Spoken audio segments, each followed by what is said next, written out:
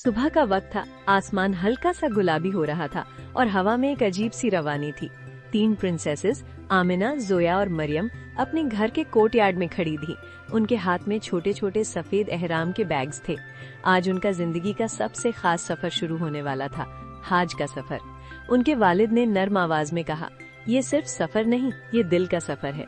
ये अल्फाज उनके जहन में गूंज रहे थे जब गाड़ी धीरे धीरे एयरपोर्ट की तरफ बढ़ रही थी। शहर की रोशनी पीछे छूट रही थी और उनके दिल में एक्साइटमेंट के साथ साथ हल्का सा डर भी था। क्या वो तैयार हैं? क्या वो इस सफर का असल मतलब समझ पाएंगी? जब प्लेन उठा और बादलों के ऊपर पहुंच गया, तीनों ने खिड़की से बाहर देखा। नीचे दुनिया छोटी लग रही थी। आमिना ने धीरे से कहा, शायद इसीलिए इंसान को हाज पर बुलाया जाता है, ताकि वो समझे कि वो कितना छोटा है और अल्लाह कितना बड़ा। मरियम की आंखों में चमक थी, लेकिन जोया चुप थी। उसके दिल में एक सवाल था, क्या इस सफर में सिर्फ रस्में होंगी या कुछ और भी?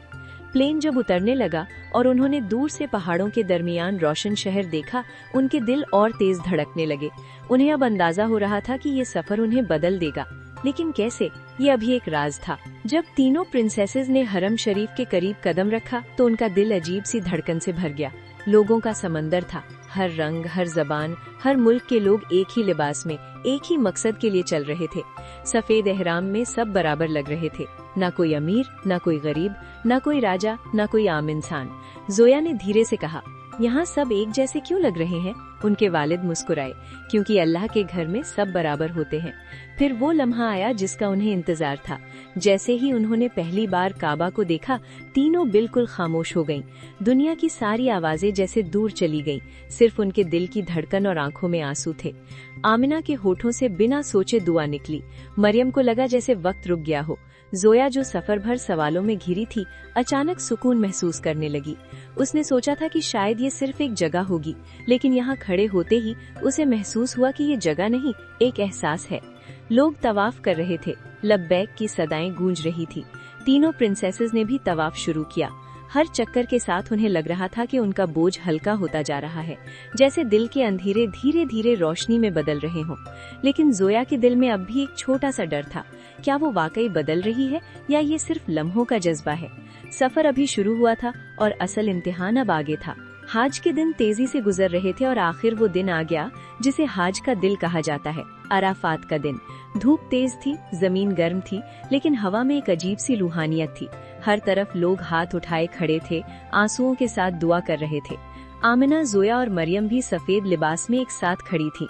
यहाँ न कोई शोर था, न दुनिया की बातें, सिर्फ इंसान और उसका रब। आमिना ने हाथ उठाए और अपनी जिंदगी के हर पल को याद किया, अपनी गलतियाँ, अपनी कमजोरियाँ, अपनी छोटी छोटी खुशियाँ। उसकी आंखों से आंसू बहने लगे। मरियम ने अपनी अम्मी के लिए दुआ मांगी, अपने घर वालों के लिए और हर उस इंसान के लिए जिसे वो जानती थी। लेकिन जोया चुप थी, उसका दिल भारी था।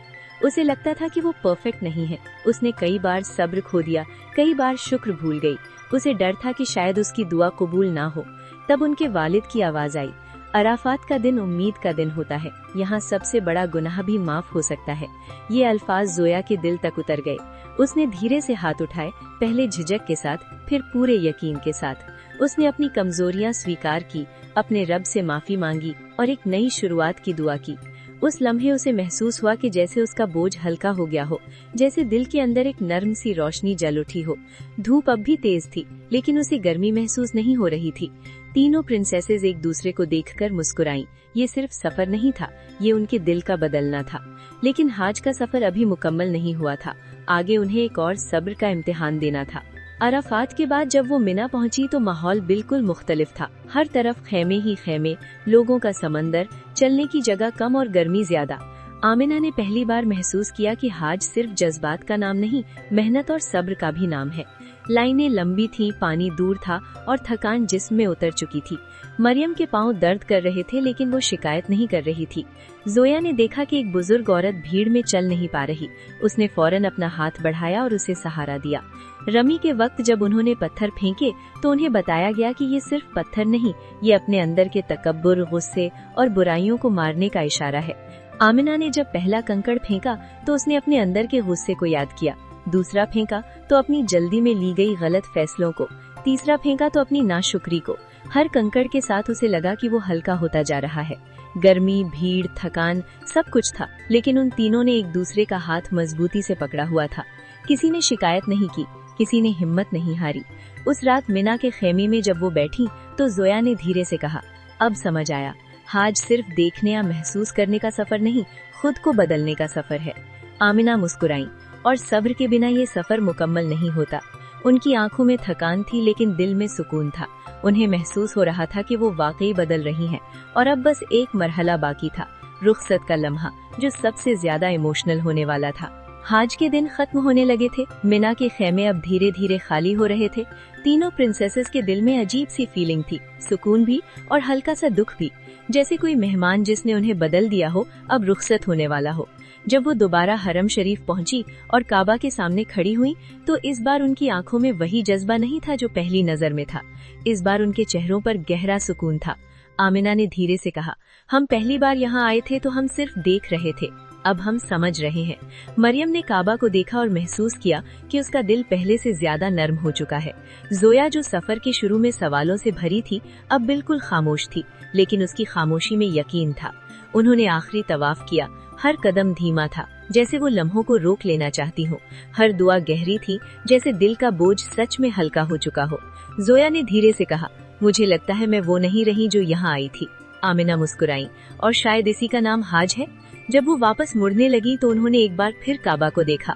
आंखों में आंसू थे, लेकिन इस बार ये आंसू जुदाई के नहीं, शुक्र के थे।